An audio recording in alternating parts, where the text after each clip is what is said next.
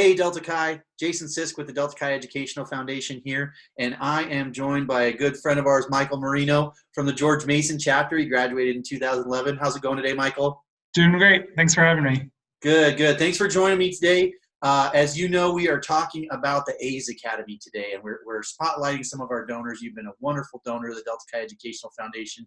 We really appreciate it.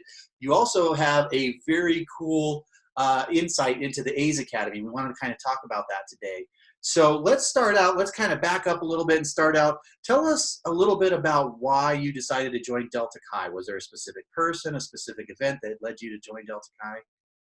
Yeah, so I joined Delta Chi as a sophomore at George Mason. I had been involved in a lot of things on campus, but my kind of primary student organization was being a Mason ambassador, which was the campus tour guide group. And so many of the guys and Mason ambassadors were Delta Chi's. We had just colonized a couple of years before, so it was a really exciting time for the chapter. And so during my sophomore year, I'd been started to think about joining a fraternity because so many of my friendships have been based on like where I'd lived freshman year, and then when we weren't living together, we weren't really hanging out as much. So Chris Hild, who was the past president of Mason Ambassadors and a Delta Chi, kind of cornered me after a Mason Ambassador meeting one day and was like, "Hey, like, I think you should join my fraternity." And I was like, "Oh, okay, that works." And it really made a lot of sense because so many of the men on campus that I really looked up to were Delta Chi's, and it was a great and natural fit given that some of the other stuff I was doing on campus. That's awesome. And so it sounds like you were already kind of a campus leader, and you decided to, and basically you got cornered and had a number of those guys that brought you in. That's awesome. And sounds like Chris did a good job of cornering you and said, you need to come with me and we need to get this thing done. Yeah. And, even though I was already involved on campus, Delta Chi was really transformational in terms of what my life looked like at Mason and became kind of my primary involvement. So it was a really important part of that time, and I think set me up for a lot of what's come since then. Oh, well, that's awesome. Well, good. I'm glad to hear that.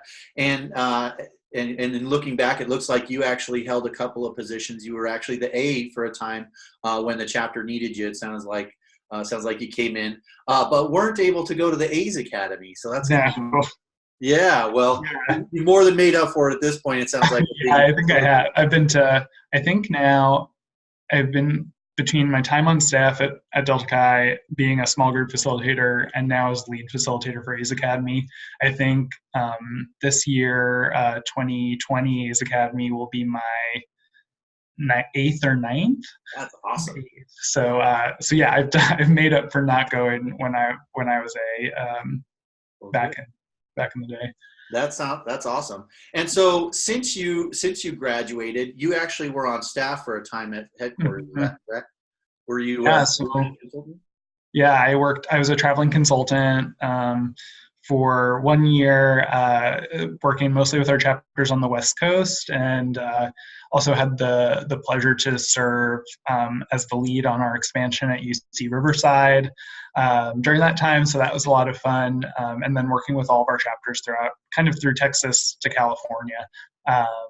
And then my second year on staff, I was in the office in a director role, working with some of our educational curriculum and overseeing our colonies. So I was on staff for 2 years with the fraternity. And is that where you got your first introduction to the A's Academy, as far as from the facilitator side? Yeah, that's right. So I was on staff when we doing A's Academy and supporting the program kind of from a logistical component as a staff member then. That's great. So you got the bug at that point. Yeah. You got addicted to it and you decided to keep involved. That's awesome. Yeah, I think I've only missed one since then when I was in grad school. So I've been pretty much every year since. That's awesome. That's great. So your current position in the A's Academy is what? Are you a facilitator? Yeah, so for the past 3 years, this will be my 4th. I've been the lead facilitator for A's Academy with Jenny Jones, who's a great friend of the fraternity, and a member of Alpha Gamma Delta. The two of us have been small group facilitators, and so for the past several years leading the program. So working kind of on the big picture side, leading our general sessions, and then supporting the staff of small group facilitators as they enact the different parts of the curriculum. That's awesome. Well, that sounds good. Well, we appreciate your service and that of Jenny. Obviously, I've actually been reaching out to Jenny to try to chat with her as well. But so hopefully we'll have an interview with her to kind of share her side of things. So tell us a little bit about the program. Obviously, only a small percentage of Delta Chi's ever get to go to the A's Academy. And so tell us a little bit about what the program is and kind of how it works. Yeah, so A's Academy was started kind of because the fraternity saw a need to be more meaningfully supporting the leadership development of our A's who have, I think, such a critical role in the chapter, but one that is unique in a way that it needs a lot of additional support, because the role of the A is one that is it's big picture. It is perhaps one that isn't doing much of the execution, but setting the tone for what the work of the chapter looks like. So there's some pretty significant skills that come along with that, and the fraternity really wanted to be able to support that. So each year we bring all of our A's to St. Meinrad Arch Abbey in St. Meinrad, Indiana, to really bring them through a curriculum that's going to help them identify their own skills as leaders, think about how they can create change in their chapters, and really critically assess the state of their chapter and the areas that need improvement, so they can go back to campus and start to make their chapter and Delta Chi a better place and better organization through their leadership. That's awesome. That sounds like a very worthwhile program. And my understanding is it's a long weekend over Martin Luther King weekend. Is that correct? Yeah, every year over MLK weekend. So from a Friday through to that Monday, we're doing A's Academy, and it's really a good time. You know, the Arch Abbey is a great location. It's a little bit remote and removed from the world, and it's a powerful place for reflection. And I think it's cool that we are able to take the students kind of out of their world to think a little bit about what it means to be A and what their plans are for the year before we send them back out into the real world to enact those plans. Yeah, that's great. And in some past conversations I've had with some A's about A's Academy, a lot of them have said one of the most powerful things for them has been being in the same place with 100 guys that are in exactly the same position they are, whether it's a small chapter, large chapter, somewhere in between. You get so many different points of view on a very specific position. They've said that that's very powerful. Have you kind of seen the same thing?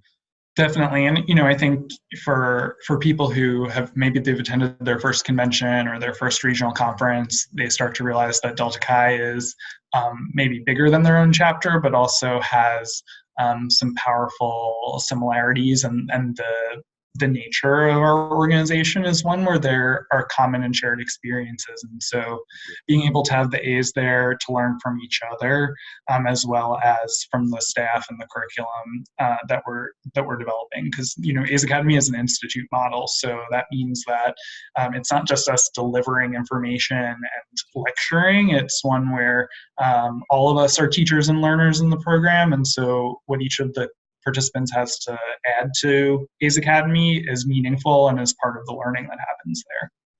That's fantastic. That's fantastic. And this is our premier leadership academy that we have. And we've heard from multiple organizations that really want to copy what we've done and really want to do that. And obviously we're sharing knowledge with them because we want everyone to have good leaders. But I think one of the things that stands out about our A's Academy over some other president leadership academy through other organizations is that our A's, our chapter presidents, go cost-free. Mm-hmm. So talk a little bit about what kind of expenses they're avoiding.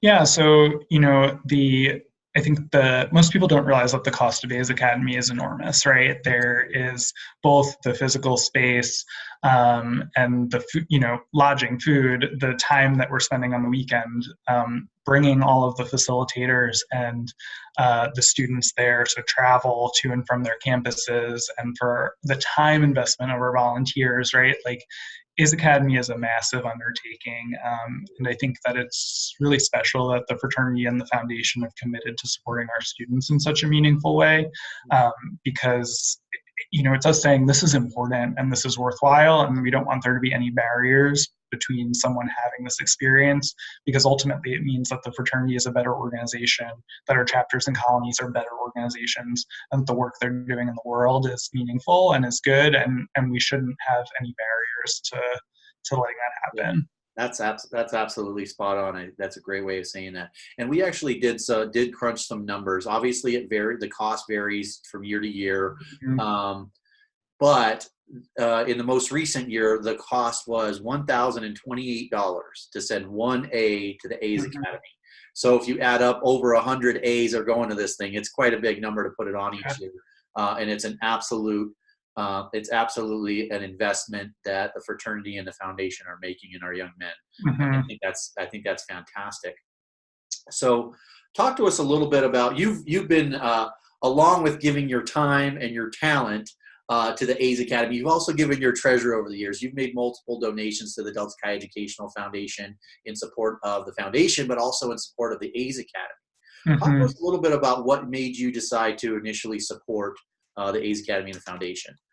Yeah, and so, it's really interesting. I made my first gift to Delta Chi when I was in graduate school for College Student Affairs Administration, and we had a class about, the various kind of other parts of the college and the university outside of the student affairs realm. And so we had representatives from our university foundation come and talk about the value of philanthropy and what it means for a college. And this was before I was working in philanthropy, so I wasn't thinking about it on those terms. But before I even left the class, I'd opened up my laptop and identified that for me, my philanthropic priorities were George Mason and Delta Chi, the two things that have really had a significant impact in my journey.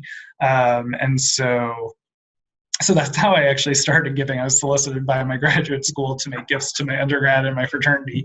But I think for me, they really left me with this idea that philanthropy is important, and it's important to identify what are the causes that you care about and the things that you're passionate about, and how can you connect philanthropy to enacting those. And so for me, Delta Chi was very, very much priority in terms of where my philanthropy goes. And I think A's Academy, for me, as someone who'd been involved as a staff member, as a facilitator, it was a really natural fit for where in Delta Chi I want to most support the organization.